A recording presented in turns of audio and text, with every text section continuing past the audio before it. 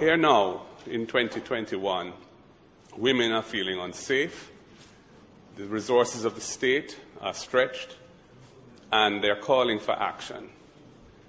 And I would urge the government to look at that particular issue again, look at what was attempted in 2001, and if necessary, amend the Firearms Act, a simple amendment to exclude from the purview of the Firearms Act pepper spray or mace carried for personal protection. When we drafted the bill, Mr. Speaker, we subsequently made adjustments in the bill to concur with some of the provisions in the existing regulations that we had no difficulty with. So, Mr. Speaker, I humbly submit that the bill be read a second time. Those in favour? Those against? Opposition leader Mark Golding has moved to introduce the Private Members Bill to allow for the impeachment of MPs. Just yesterday, private sector groups joined calls for the impeachment legislation to be brought to Parliament.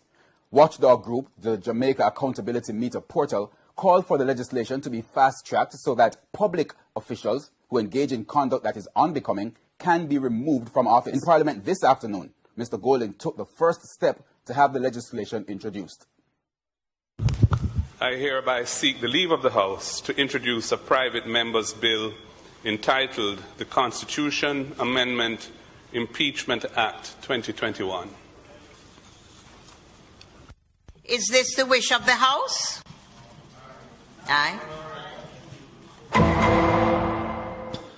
On the issue of a private member's motion that I tabled on the 8th of December, and we were given some assurances that at this sitting that we would get some more information, more concrete information on if this resolution will make it to the agenda of the House, or what are the next steps that the government or the leader of government business will be taking towards this resolution.